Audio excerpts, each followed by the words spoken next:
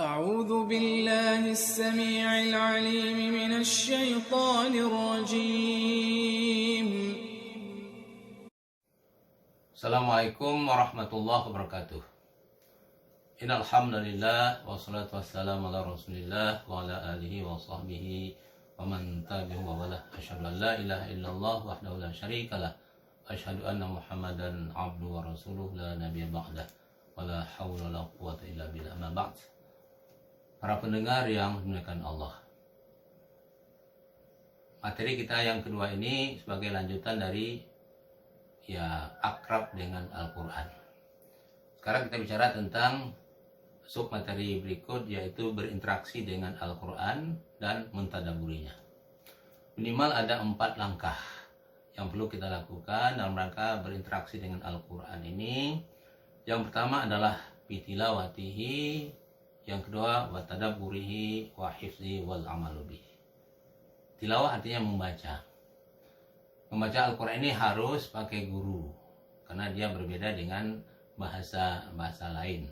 Dia harus ada tajwidnya dan makharijul hurufnya harus jelas dan sebagainya. Baru dia nanti muncul bacaan kita itu fasih.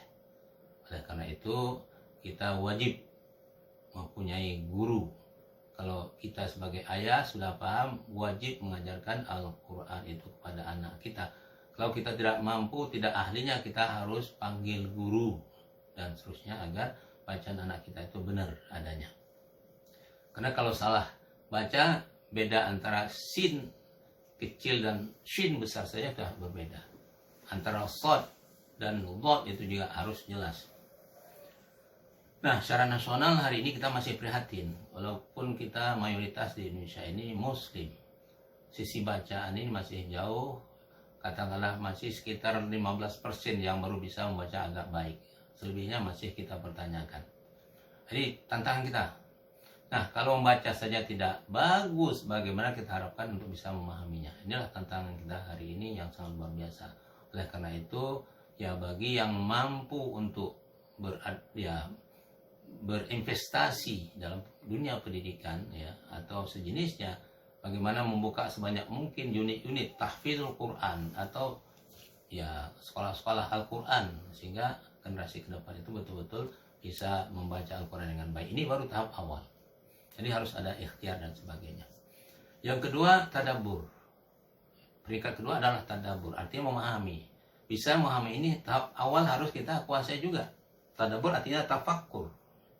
Artinya penelaahan universal yang bisa mengantarkan kepada pemahaman optimal dari maksud suatu perkataan yang ada dalam Al-Quran itu sendiri, atau juga yang disebut dengan tadabbur sini bisa usaha memahami ayat-ayat Al-Quran yang sedang dibaca atau didengar dengan disertai kekhusyuan hati dan anggota badan serta dibuktikan dengan mengamalkannya. Ini secara umum arti tadabbur. Oleh karena itu karena kita terbatas, kembali lagi, pemahaman terhadap surah, ayat yang dalam Al-Quran itu banyak sekali, maka kita membutuhkan waktu, memang membutuhkan referensi yang bisa terukur dia. Oleh karena itu memahami tafsir yang maksud dan sebagainya dituntut oleh kita semua. Nah, hari-hari ini banyak sekali buku-buku tentang itu. Nah, Ramadan ini sangat tepat, eventnya sangat mungkin, kan apalagi dengan kasus COVID-19 ini kita punya peluang masing-masing, katakanlah diusahakan seperti yang dilakukan oleh para sahabat dulu atau imam-imam dulu. Mereka di Ramadan itu membaca kitab tertentu sampai khatam. Nah, kita juga minimal kalau bisa satu tafsir diupayakan untuk bisa dibaca. Tafsir ringan atau yang kelas berat dan sebagainya bisa. Seperti umpamanya tafsir Ibnu Katsir, itu ada 4 jilid yang sudah terjemahkan. Minimal kalau nggak bisa 4 jilidnya, 1 jilid saja dulu dikhatamkan, itu suatu prestasi. Kemudian habis Ramadan ditingkatkan kembali. Nah, maksur tafsir maksur bil maksur ini kalau Ibnu Katsir, karena dia menafsirkan ayat itu secara umum adalah melalui ayat-ayat demi ayat, diperkuat oleh hadis-hadis sahih dan seterusnya. Itu tadabbur. Tadabbur ini sangat penting, karena tanpa kita memahami apa yang menjadi pesan dari ayat yang kita baca, kemudian bagaimana upaya kita untuk mengaplikasikannya, ini sangat dituntut. Oleh karena itu maka ya antara membaca kemudian ditingkatkan dengan tadabbur, ini sangat dituntut oleh agama kita itu sendiri. Yang ketiga adalah dengan ya hifz bil hifz. Para pendengar rahimakumullah, kita tahu bahwa satu-satunya kitab suci yang bisa dihafal sampai hari ini dan sampai hari kiamat hanya Al-Qur'anul Karim. Tidak ada kitab satu suci apapun yang bisa dihafal oleh manusia. Ini merupakan suatu mukjizat. Hari ini banyak sekali anak balita ya umur 12 tahun ke bawah sudah banyak yang hafal atau sebagai hafid atau hafizah. Ini luar biasa. Bahkan juga Rasul memberi apresiasi bagi siapa yang bisa menghafal Al-Quran, ya, bisa memahami Al-Quran, bisa mengamalkan Al-Quran, maka ya orang tuanya yang menyekolahkan dia dan sebagainya akan diberi mahkota nanti oleh Allah di hari kiamat. Dan juga merupakan suatu prestasi yang sangat luar biasa bagi satu keluarga. Maka kita dituntut untuk bisa menghafal. Menghafal ini harus pakai guru juga. Nah, pakai guru. Sekarang banyak sekali metode yang mudah untuk menghafal Al-Quran itu, apakah ayat per ayat atau pakai sekian ya ayat satu hari dan sebagainya. Ini juga tantangan kita semua sebagai umat Islam, sebagai umat yang khair ummah, umat terbaik ya Allah orbitkan muka bumi ini. Kuntum khair ummatin ukhrijat linnas ta'muruna bil ma'ruf wa tanhauna 'anil munkar.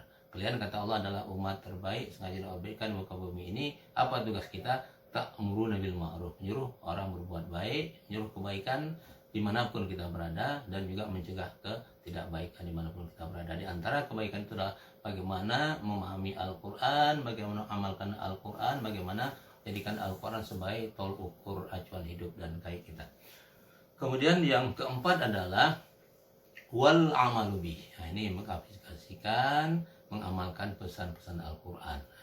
Hari ini kita lihat dunia ini hancur, nggak karuan. Kita lihat di mana-mana ketidakadilan merajalela sangat masif, korupsi mana-mana, perzinahan di mana-mana. Pokoknya hal yang tidak baik ini terjadi akibat manusia itu jauh dari aturan yang diturunkan oleh Pencipta. Maka umat Islam sebagai orang yang amanai atau oleh Allah Subhanahu wa taala harus kerja keras ini, membenahi dirinya dan juga membenahi keluarganya dan juga membenahi masyarakat dan bahkan dunia. Harus diupayakan untuk aktif menyampaikan pesan-pesan Al-Quran apapun posisi dia. Dia sebagai pimpinan negara punya peluang dia untuk berbuat banyak untuk mengajarkan manusia kepada kebaikan. Karena ketika seorang itu mampu mengajak orang yang ternyata tidak kenal kepada kebenaran Al-Quran, dia menjadi orang baik, maka Allah akan beri apresiasi melalui hadisnya, ya yahdiyallahu bika rajulan wahidan khairul laka min humrin na'am. Sekiranya kita bisa mengajak orang, merubah mindset orang yang tidak kenal kepada kebaikan Al-Quran, kebaikan Islam, jadi orang baik dia gara-gara kita dengan izin Allah, maka Allah beri apresiasi berupa onta merah, artinya onta yang bernilai tinggi. Kalau kita analogikan sekarang ini mungkin kendaraan yang tertinggi harganya, ya bisa hari ini ada kendaraan yang nilainya 5 miliar umpama seperti itu. Inilah penghargaan, itu baru penghargaan Allah di dunia. Di akhirat juga akan diberi penghargaan yang skala luar biasa terhadap orang yang tekun menakwahi kebenaran Al-Quran di tengah-tengah umat manusia. Para pendengar rahimakumullah. Nah, karena Al-Quran ini adalah kitab yang mulia dan suci, maka ketika membacanya juga, mendalami juga dan sebagainya, ada adab-adabnya. Adabnya minimal ada beberapa poin yang perlu kita pahami. Ada 6 poin yang perlu kita ketahui. Pertama adalah memperhatikan ya sopan santun dalam tilawah, seperti husnul niat, niatnya harus baik, ikhlas, dan totalitas hanya semata-mata mencari ridho Allah. Kemudian al-isti'adah wal basmalah, diawali dengan ta'awud dan basmalah. Kemudian toharoh, suci lahir batin ya, apakah wudu, kita harus berwudu dan sebagainya. Kemudian tafril an-nafs an syawa'iliha, tidak disibukkan dengan hal-hal lain. Ketika kita baca Quran, hal-hal yang lain itu harus kita jauhkan dulu sehingga kita bisa konsentrasi. Kemudian hasrul fikri mal Quran, konsentrasi penuh dengan Al-Quran. Kemudian juga al-munasabah, al-ikhtiyar, al-awqat wal amakin, memilih waktu dan tempat yang cocok dan tepat sehingga kita bisa ketika baca itu lebih konsentrasi, tidak ada gangguan. Kemudian memperhatikan cara-cara talaki, artinya menerima pelajaran ya harus dengan guru tadi ya, at-talaqi bil qalbi al-khashi, menerimanya dengan hati yang khusyuk ya kita ya siap jiwa kita ini untuk menerima dengan hati yang khusyuk, at-talaqi bit-ta'zim, menerimanya dengan rasa takzim seperti halnya seorang prajurit ketika mendapat instruksi dari komandan, syok. Ya. Kalau ada informasi dari Al-Quran itu larangan, siap menghindar. Kalau itu perintah, siap untuk dilaksanakan. Kemudian at-talaqi lit-tanfidz, menerimanya untuk dilaksanakan. Yang kedua, memperhatikan tujuan pokok dari Al-Quran. Nah, ketika kita tadabbur, memahami Al-Quran, merenungi Al-Quran, hendaknya terhunjam dalam benak kita tujuan pokok dan esensi diturunkannya Al-Quran, yang antara lain sebagai petunjuk jalan menuju Allah, menuju surganya Allah, menuju kebaikan yang bejibun banyaknya, baik ya secara individual maupun bersifat komunitas atau masyarakat luas. Yang kedua, merealisasikan pembentukan pribadi muslim yang sempurna dan seimbang. Kemudian merealisasikan masyarakat Islam berwawasan Al-Quran. Kemudian membimbing umat dalam pergumulannya dengan situasi jahili yang berada di tengah-tengah masyarakat. Itu yang ketiga. Yang keempat, mengikuti jejak langkah para sahabat dalam berinteraksi dengan Al-Quran. Pertama adalah pandangan yang universal terhadap Al-Quran, bahwa kandungan Al-Quran itu bersifat menyeluruh, apakah terkait manusia itu sendiri maupun ya alam semesta ini telah digambarkan oleh Al-Quran. Kemudian melepaskan segala bentuk prasangka sebelum masuk berinteraksi dengan Al-Quran. Khusnuzon, ada suzon terhadap Al-Quran. Jangan ada sedikit pun di pikiran kita.